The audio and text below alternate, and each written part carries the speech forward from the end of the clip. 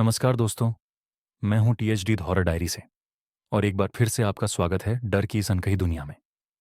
आज की कहानी में हम एक ऐसे रहस्य से पर्दा उठाने जा रहे हैं जो आपकी नींदें उड़ा देगा। तो तैयार हो जाइए, क्योंकि ये सफ़र आसान नहीं होने वाला। अगर आप पहली बार चैनल पर आए हैं तो चैनल को सब्सक्राइब करना मत भूलिएगा और घंटी दबा दीजिएगा, ताकि अगली बार जब डर दस्तक दे तो आप तैयार रहें। तो चलिए शुरू करते हैं आज की खौफनाक कहानी। सागर एक युवक जो नई नौकरी के लिए मुंबई आया था। शहर में अपने भविष्य को लेकर उत्साहित था। उसके पास कुछ खास नहीं था, न कोई बड़ी संपत्ति, न परिवार का सहारा, सिर्फ एक हिम्मत और कामयाबी की आस। दिल्ली से मुंबई आते वक्त सागर ने सोचा था कि यह शहर उसे वह मौका देगा जिसकी उसे तलाश थी। जैसे ही वह मुंबई पहुंचा, उसे अपनी रहने की जगह ढूंढने में कोई खास परेशानी नहीं हुई। लेकिन जो फ्लैट उसे किराए पर मिला, वह थोड़ा अजीब था। ये एक पुरानी इमारत की 33वीं मंजिल पर था, और सागर को वहां जाने से पहले कोई भी जानकारी नहीं मिली थी कि 33वीं मंजिल का कोई नाम भी होता है या नहीं। लिफ्ट के पैनल पर एक अजीब सा खाली स्थान था। 33वीं मंजिल का नाम कहीं नहीं था। लेकिन जब सागर ने इसे नज़रअंदाज कर दिया और किराया कम होने के कारण वही फ्लैट ले लिया, तो उसे लगा कि उसने अच्छा फैसला लिया। फ्लैट में दाखिल होते ही सागर को कुछ अजीब सा महसूस हुआ। इमारत पुरानी थी और हर कमरे की दीवारों में दरारें और हल्की सी गंध थी। मगर उसे खौफ से ज्यादा किसी अजनबी शहर में अकेले रहने की चुनौती महसूस हो रही थी। रात को जब वह सोने के लिए बिस्तर पर लेटा, तो अचानक उसे कहीं दूर से किसी के चलने की आवाज सुनाई दी। यह आवाज इतनी करीब आ रही थी कि उसे लगा कोई पास ही है।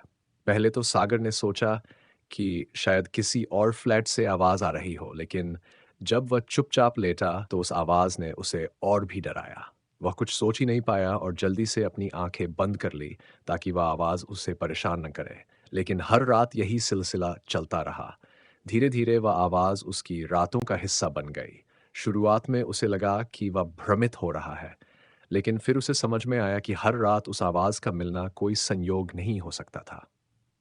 एक दिन सागर ने निर्णय लिया कि वह उन आवाजों का पीछा करेगा। उसे यह सुनिश्चित करना था कि वह क्या है और उसकी वास्तविकता क्या है। जब वह एक रात आवाज की ओर बढ़ा, तो वह सन्न रह गया। उसे एहसास हुआ कि आवाज 13वीं मंजिल से आ रही थी। लेकिन जब उसने लिफ्ट से 13वीं मंजिल तक जाने की कोशिश की, तो लिफ्ट के पैनल में उस मंजिल का नाम न था। जैसे ही वह लिफ्ट से बाहर निकला और सीढ़ियों से चढ़ने लगा, एक और अजीब बात उसे महसूस हुई। इमारत में हर मंजिल के दरवाजे और उनके नंबर मानो जैसे धीरे धीरे गायब हो रहे थे। सागर को लगा कि वह किसी दूसरे संसार में कदम रख रहा था, जहां समय और स्थान का कोई वास्ता नहीं था। जब वह आखिरकार 13वीं मंजिल पर पहुंचा, तो उसने देखा कि वहां एक बंद दरवाजा था और कमरे के भीतर हल्की सी रोशनी थी। सागर ने उस दरवाजे को खोला, तो सामने एक पुराना धूल से भरा कमरा था, जहां दीवारों पर अजीब तस्वीरें और कुछ खून से लिखे शब्द थे। उस कमरे की हवा भी ठंडी और घनी थी। सागर का दिल तेजी से धड़क रहा था, लेकिन उसकी जिज्ञासा ने उसे और करीब जाने को प्रेरित किया। जैसे ही वह कमरे के अंदर गया, एक अजीब सी आवाज आई, तुम क्यों आए हो यहाँ? सागर ने एक पल के लिए सोचा कि शायद यह उसकी कल्पना है, लेकिन जैसे ही उसने कमरे में घुसने की कोशिश की, उसे महसूस हुआ कि कमरे का माहौल बहुत गहरा और डरावना था। दीवारों से खून की धारें बह रही थीं और हवा में एक अजीब सी खौफनाक गंध थी। एक और रात सागर ने महसूस किया कि अब वह अकेला नहीं है। वह अंधेरे में खड़ा था और चारों ओर से कुछ खौफनाक घटनाएं घटी। कमरे में लाइटें जलने बुझने लगीं और कभी-कभी सागर को लगता था कि कोई उसके पास खड़ा है। उसे यह समझ में नहीं आया कि वह क्या देख रहा है। क्या यह सच में भूत प्रेत था, या उसका मानसिक तनाव उसे भ्रमित कर रहा था। वह कमरे में बैठकर इस बारे में सोचने की कोशिश करता रहा, लेकिन वह डर और घबराहट से बाहर नहीं निकल सका। और फिर एक रात, जैसे ही वह कमरे से बाहर जाने की कोशिश करता है, दरवाजे का हैंडल उसके हाथ से निकल जाता है और वह कमरे में ही बंद हो जाता है। उसके सामने वही अजीब डरावनी आवाजें फिर से आने लगती है। तुम यहाँ क्या कर रहे हो? सागर अब डर के बजाय गुस्से में था।